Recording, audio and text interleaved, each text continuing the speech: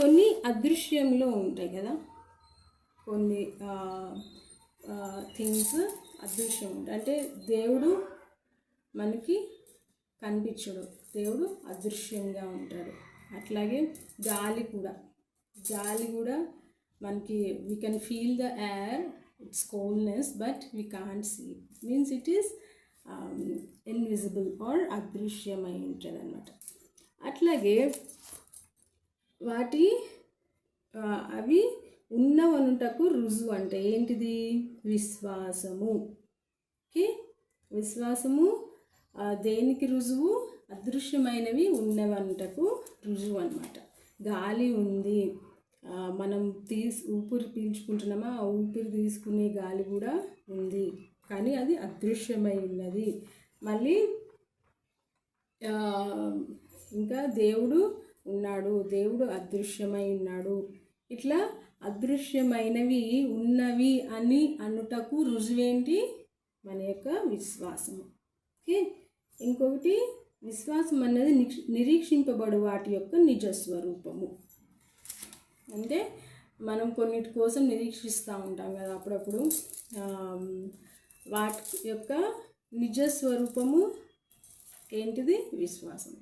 అంటే if we have faith that the things which we are waiting for, hoping for, means with which we can attain the things which we are hoping or which we are waiting for with faith. Okay, అలాగే దానిని బట్టి పెద్దలు సాక్ష్యం పొందిరి. వాటి వల్లే వీళ్ళందరూ సాక్ష్యం పొందారన్నమాట. ఓకే, ప్రపంచంలో దేవుని వాక్యం వల్ల నిర్మాణమైనవనియు అందుని బట్టి దృశ్యమైనవి కనబడుడు పదార్థం నుంచి నిర్మింపబడలేదనియు విశ్వాసం చేత గ్రహించుకొంచున్నాము. ఓకే, ప్రపంచంలో దేవుని వాక్యం వల్ల నిర్మాణమైనవనియు అందుని బట్టి దృశ్యమైనవి కనబడుడు పదార్థములచే నిర్మింపబడలేదని విశ్వాసం చేత గ్రహించుకొంచున్నాం. అయితే దృశ్యమైనవంటే ఇప్పుడు మనకి ఏం కనిపిస్తుంది? స్కై కదా.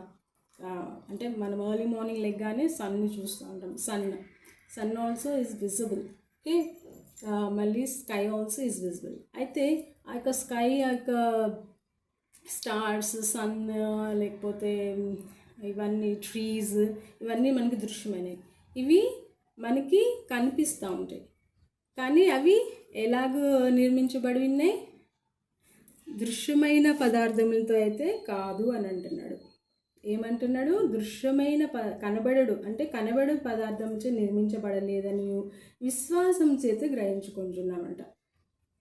కానీ మరి అవి దేనివల్ల నిర్మించబడ్డాయి? ఆ స్కైయే కానీ, ఆ ట్రీసే కానీ, ఆ స్టార్సే కానీ, ఆ మూనే కానీ, సన్నే కానీ, ఇవన్నీ మనకు దృశ్యమైనవి. కానీ అవి కనబడుచున్న పదార్థాల చేత అయితే నిర్మించబడలేదు అని కరెక్ట్గా చెప్పేస్తున్నాడు, ఫైనలైజ్ చేసి.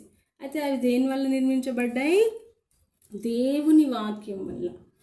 ఓకే, మొత్తం ప్రపంచంలో దేవుని వాక్యం వల్ల నిర్మించబడి ఉందన్నమాట. దృశ్యమైనవన్నీ దేవుని యొక్క వాక్యం చేత నిర్మింపబడినాయి, కానీ అవి ఎటువంటి కనబడు పదార్థం చేత నిర్మించబడలేదు అని ఖచ్చితంగా క్లియర్గా చెప్పేశాడు అపోస్తలుడైన పౌలు.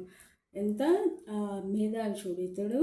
తన యొక్క జీవితంలో ఇవన్నీ నేర్చేసుకొని చక్కగా అవి వాళ్ళు ఎవరికైనా చెప్తే వాళ్ళు మన జ్ఞానం వాళ్ళకు కూడా వెళ్ళిపోద్ది, వాళ్ళు జ్ఞానవంతులు అయిపోతారు అని వాడు దాచిపెట్టుకోలేదు అపోస్తలుడైన పౌలు. తనకు తెలిసిన జ్ఞానంను చక్కగా అందరు హెబ్రీయుల పత్రికల్లో హెబ్రీయులందరికీ తెలిసేట్టు చెప్పేస్తూ ఉన్నాడు కదా. ఎంత చక్కటి! నాకైతే ఈ వర్స్ ఎంత meaningful and it's completely truth అని నాకు చక్కగా అర్థమైంది. ఎంత చక్కగా చెప్తున్నాడో అపోస్తలుడైన పౌలు. కనిపించేటివన్నీ కనబడని పదార్థములతో నిర్మించబడింది. ఏంటది కనబడని పదార్థము? దేవుని యొక్క వాక్యము. ఓకే, దేవుని యొక్క వాక్యం చేత నిర్మించబడింది అని చెప్తున్నాడు అన్నమాట. ఇలాగ మనము చక్కగా ధ్యానించుకుంటకు హెబ్రీయులు 11:1 వచనమును దేవుడిచ్చిన చక్కని అవకాశం కొరకు దేవునికి మహిమ.